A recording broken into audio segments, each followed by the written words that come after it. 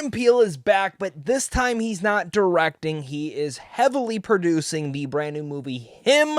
Yes, that might be a shocker for some of you because the marketing has made this film seem that it's Jordan Peele directing this, because every person that has come to me asking about this movie, like genuinely the most asked about movie this year I've been asked about, is Him. All of them have said, I can't wait to see Jordan Peele's next directed film. And I'm like, he only produced, guys. He only produced. And it shows. It shows. Once again, another Jordan Peele produced project feels disappointing to some ends and unsatisfying by the end.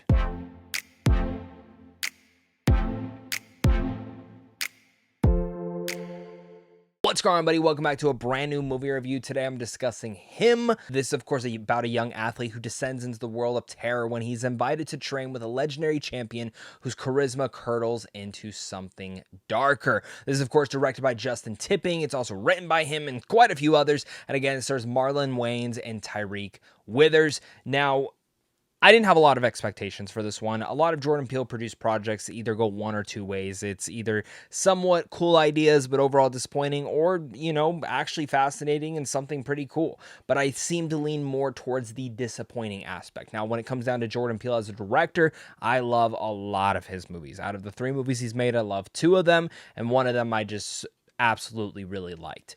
Now, while we're waiting for his next film, we have Him, and as I mentioned in my intro, this is like one of the most popular movies that people have really wanted to know about. Like, when general going audience and my friends who are not really into movies and going every single week and like being in this zeitgeist of what's coming out, Him has been the film that so many people have brought to my attention.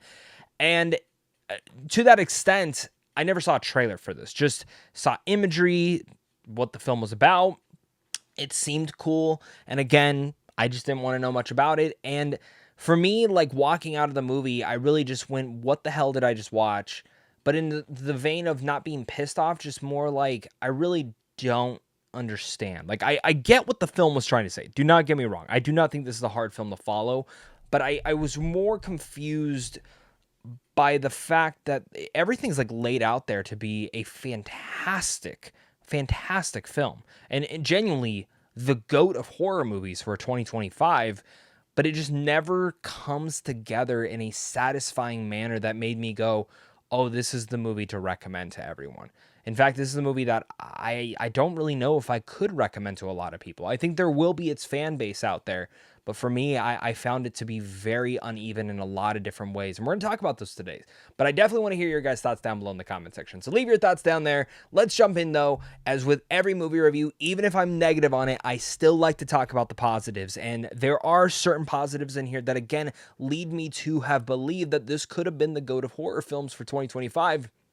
And that first thing are the powerhouse performances in here. Marlon Wayans, man, I've always been a fan of this guy. I love his comedy, and here he is dynamic. He is scary. He is terrifying. He is awesome. He's charismatic. He was the perfect pick for this movie.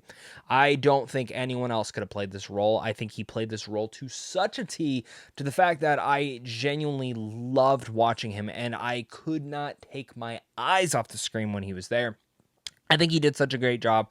And again, I think we'll talk about the runtime. I actually wish the film was a little bit longer to dive a little bit more into him as a character, because I think there is a lot of interesting aspects to him. Same thing goes for Tyriq Withers, who is a character that I think a lot of people can emphasize and sympathize with and be with in a lot of different ways.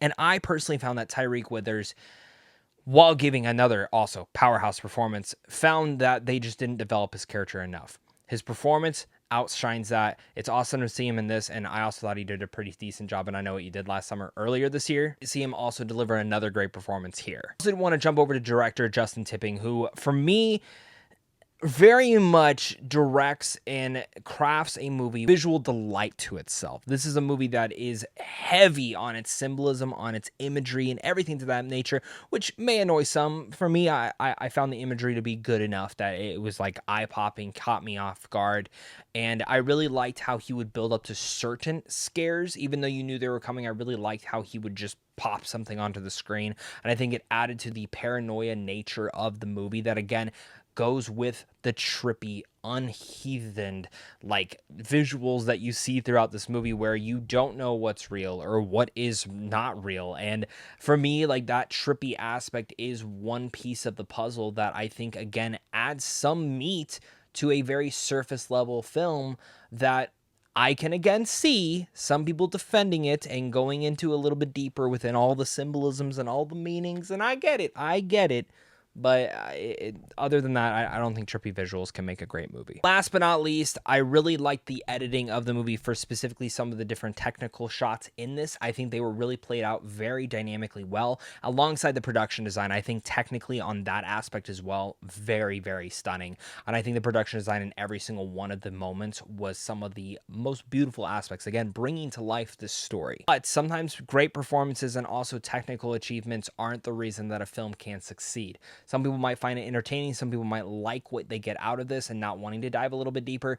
I personally did.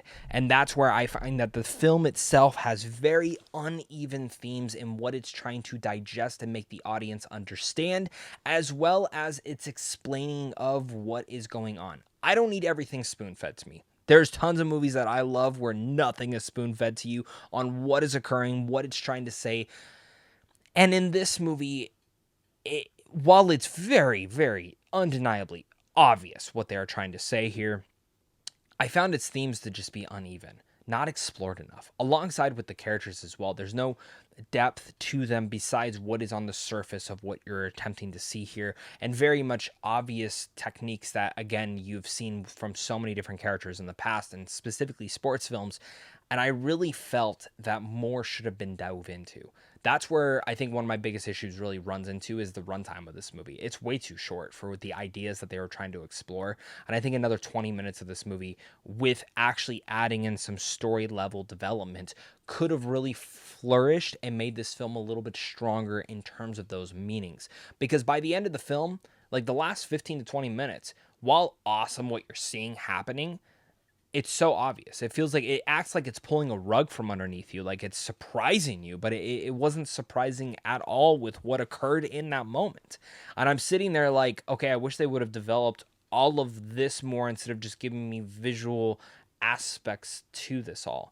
It really felt like there was more story on the page to be told, and that is for me the biggest reason that I left this movie. And again, I don't want to say disappointed because I wasn't overly hyped about the movie, but just leave the movie being like, that was fine. Like, it felt like there could have been so much more in that moment and so much more impactful stuff that I feel like I should have cared more if I had known more about the characters.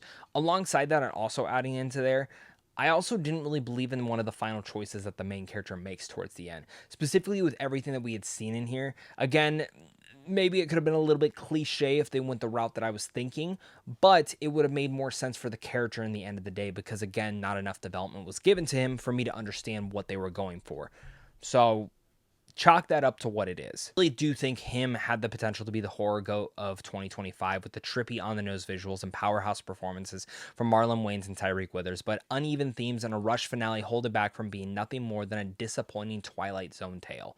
I genuinely mean that. This is very much feeling like the Twilight Zone. And I know it's kind of on the nose as well with me saying that because Jordan Peele produced a brand new Twilight Zone series, which was fine for the most part. I think it tried to be Black Mirror a little bit too much, but like all of his produced projects and even his films necessarily do feel like takes on the Twilight Zone. But the one thing that I appreciate about a lot of his actual directed projects is they don't care how long those films are. They tell the story that needs to be told in the runtime that they are given. And if the runtime needs to exceed something that maybe is a little bit too long for some, they don't mind on doing that at all.